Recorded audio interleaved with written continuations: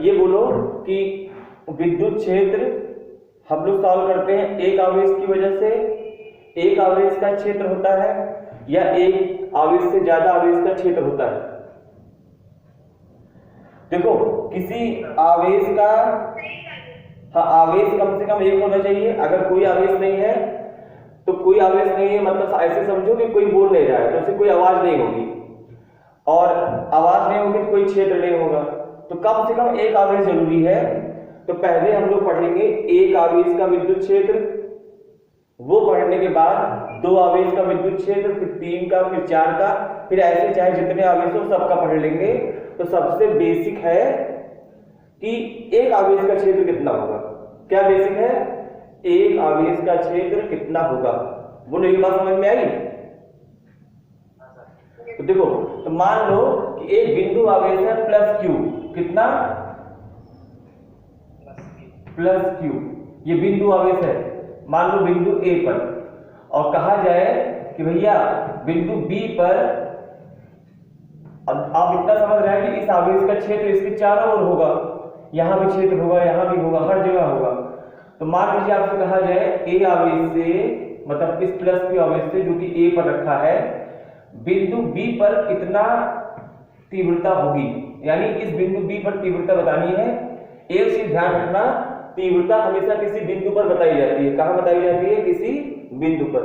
तो मान लीजिए आपसे बी बिंदु पर तीव्रता पूछा और ए से बी की दूरी आपको आर या कुछ भी दी रहेगी। मान लीजिए ए से बी तक की दूरी आर है, तो किसी बिंदु पर तीव्रता ज्ञात की जाएगी। पहली बात, तीव्रता हमेशा विद्युत क्षेत्र की तीव्रता को शॉर्ट में तीव्रता बोल देते हैं, तो यहाँ पर मैं विद्युत क्षेत्र की तीव्रता को तीव्रता बोल रहा हूं, समझना। तो किसी बिंदु पर जो विद्युत क्षेत्र की तीव्रता है उसको पता करने के लिए कुछ चीजें दिमाग में फीड कर लो।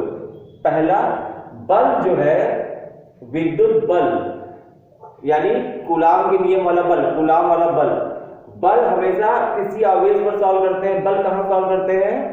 किसी आवेश पर।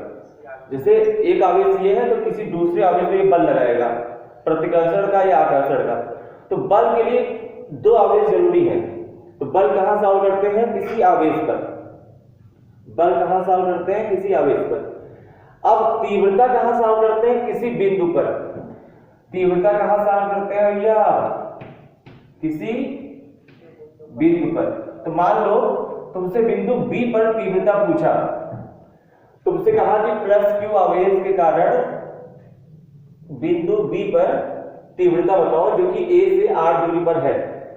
तो इसका एकदम सीधा सा फंडा है कि जिस बिंदु पर आपसे तीव्रता पूछा जाएगा, जैसे मान लीजिए बी पर पूछा, तो बी पर आप अपने मन से क्या रखेंगे? बी पर आप अपने मन से क्या रखेंगे? ये आपका स्टेप है, यानी इसको आपको रखना होगा। तो यहां पर आप रखेंगे परीक्षण आवेश प्लस क्यू नॉट। कितना? प्लस यानी धनात्मक, क्यू नॉट इसका सिंबल है। तो क्यू नॉट जो है ये आवेश आपने बी पर रख दिया। बोलो ये बात समझ में आई? इतना क्लियर है? जिस बिंदु पर आपको तीव्रता ज्ञात करनी हो वहां पर क्यू नॉट आवेश रखो। ये बात क्लियर? अब ध्यान दो, ये वाला जो आवेश है वो इस वाले आवेश पर बल लगाएगा कि नहीं लगाएगा? भाई दो आवेश है, ये धन है, जिसकी वजह से हमको सॉल्व करना है वो भी धन है, और जहां पर सॉल्व कर रहा है वहां आपने धन रखा है। तो धन आवेश को ये धन आवेश क्या करेगा? प्रतिकर्षित करेगा। अब यहाँ पे गलती होती है वो सुन लो। जैसे कहेगा बी पर तीव्रता बताओ, तो बी पर परीक्षण आवेश रखोगे। अब गलती क्या होती है वो सुनो। तुमको बल निकालना होता है क्यू नॉट पर, और तुम निकालते हो इस पर, तो ये धन इस धन पर बल लगाएगा इधर, ये ए वाला आवेश बाएं जाएगा और बी वाला दाएं जाएगा। तो गलती ये होती है कि बजाय बी वाले पर बल निकालने के, बजाय परीक्षण आवेश पर बल देखने के, बच्चे ए पर देखने लगते हैं कि ए पर कितना बल लग रहा है, इस वाले पर। इस पर बल नहीं देखना है, इस पर बल बाएं लग रहा है, उसको इग्नोर करो, उससे मतलब ही नहीं है। मतलब ये है कि परीक्षण आवेश जो आपने रखा है, जो आवेश आपने रखा है उस पर कितना बल लग रहा है ये जरूरी है। बोलो क्या जरूरी है? परीक्षण आवेश पर बल, हाँ, परीक्षण आवेश में कितना बल लगा ये जानना जरूरी है। तो तो हम लोग हमेशा 3 बात याद रखेंगे। पहली बात, तीव्रता कहाँ ज्ञात करते हैं, उत्तर है किसी बिंदु पर।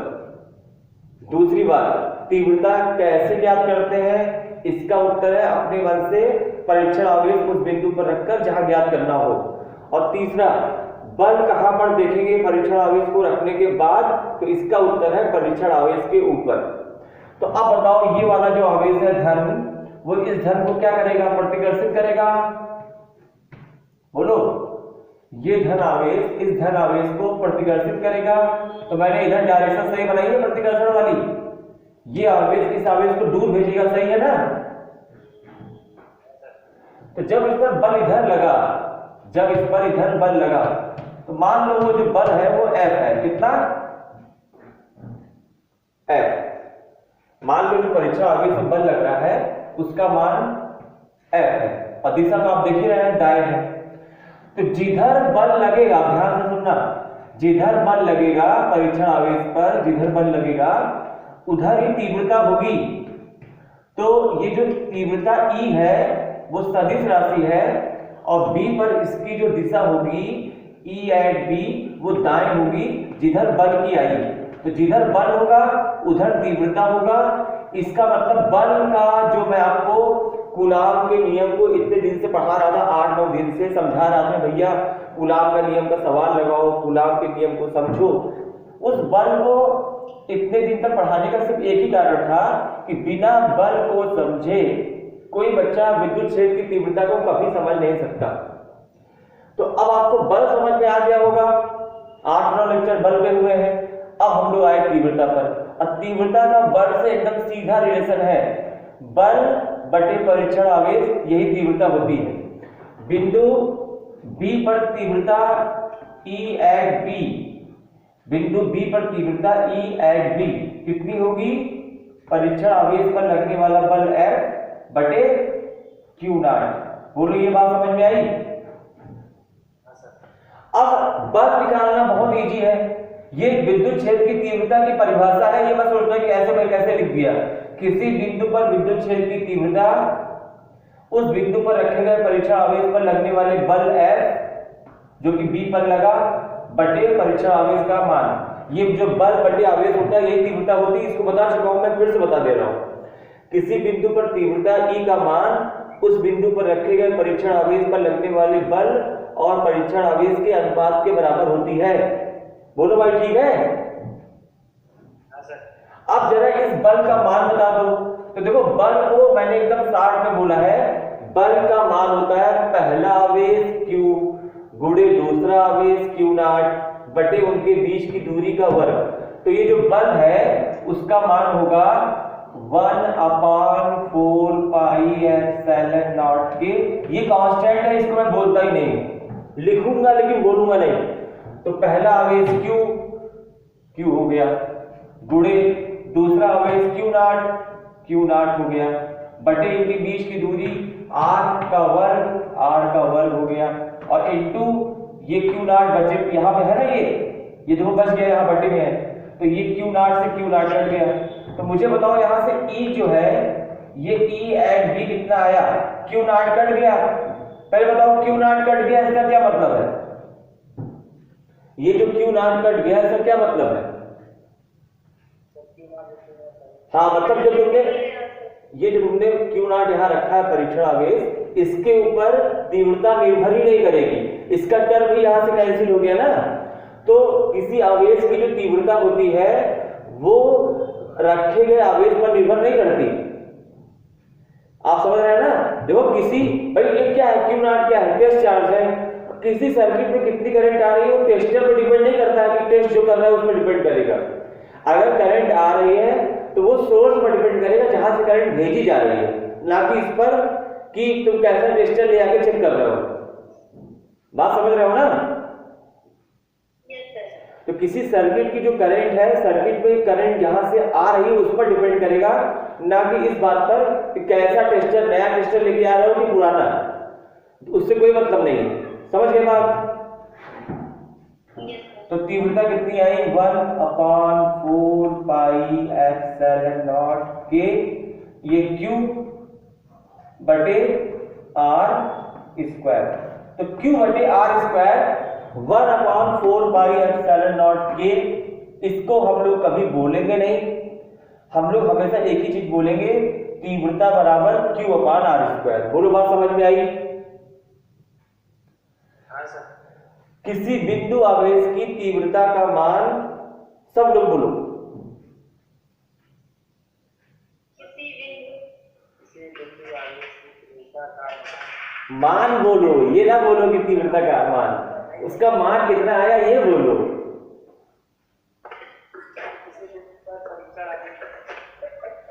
अरे मेरी बात सुनो, मेरी बात सुनो।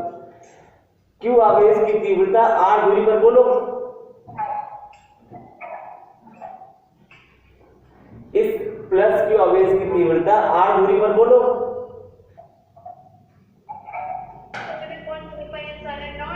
इसे ना बोलो, इसे ना बोलो, 1/4 के, इसे ना बोलो। कुछ समझ में आया? अब बताओ तीव्रता का मान कितना होता है?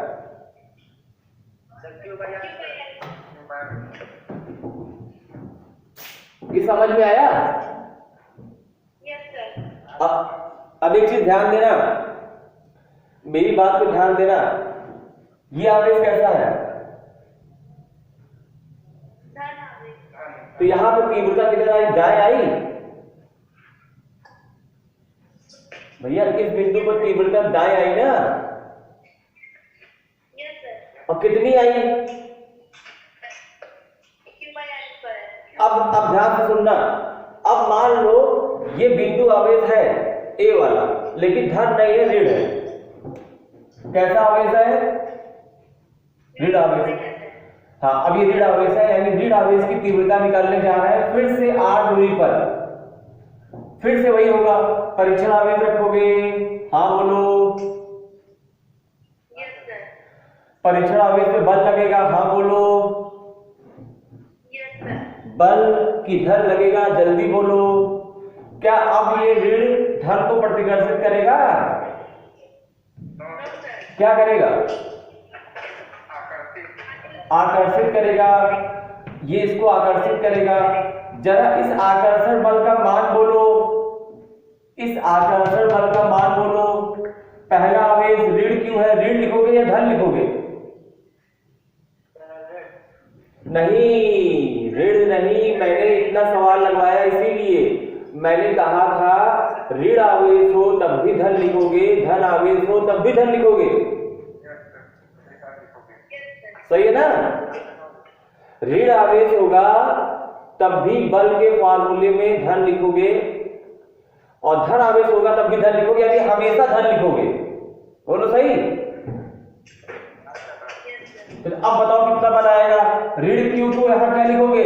Plus Q. देखो लिखा है, बल लिख रहा हूं, बल क्यू, ये वाला ऋण है तब भी धन, ऋण आवेश है तब भी धन, और into Q not, Q into Q not अपान इनके बीच की दूरी r²। ये बल हो गया, इतना तो बल हो गया।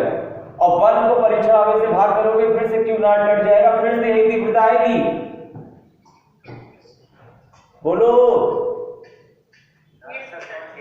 इसका मतलब क्या है? ध्यान से सुनना। अगर धन आवेश है तब भी तीव्रता Q/r², धन आवेश की तीव्रता भी Q/r², ऋण आवेश है तब भी तीव्रता Q/r²। दोनों में कुछ अंतर है। हाँ, अंतर कहां पर है? मान में या दिशा में? दिशा में।